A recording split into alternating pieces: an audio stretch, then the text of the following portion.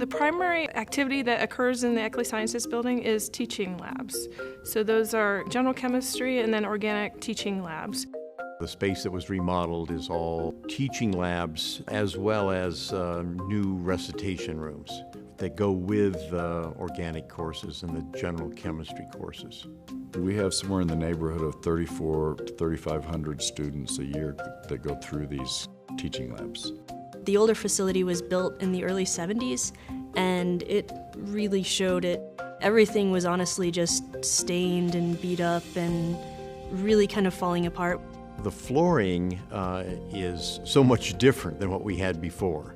Before it was, as we called it, sealed concrete. It was durable, but not very pretty and not very pleasant to walk on.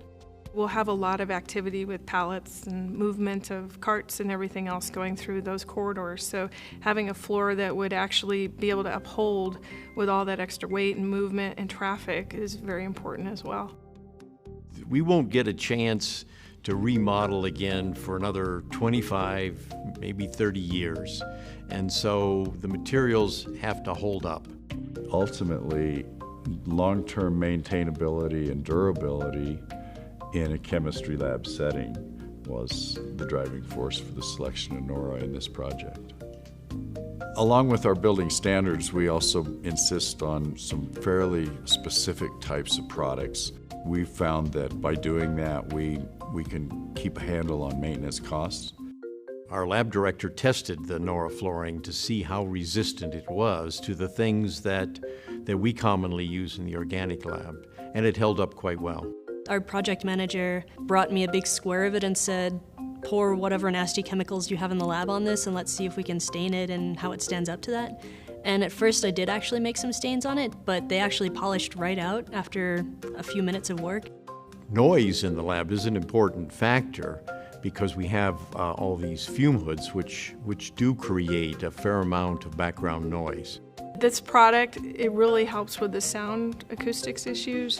I think it helps also with fatigue. Having that rubber flooring actually gives that added cushion.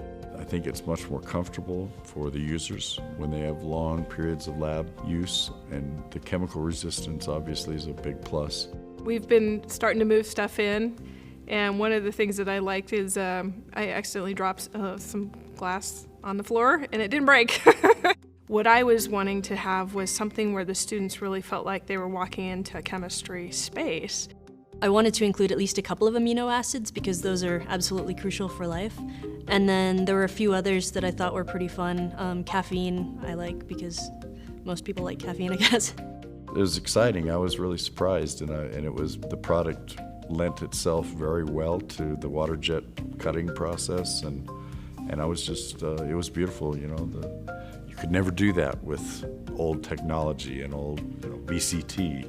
You can make it unique to the space that you're trying to create, and that it is a very good product for ergonomic reasons, for acoustics, for all those, for design and everything.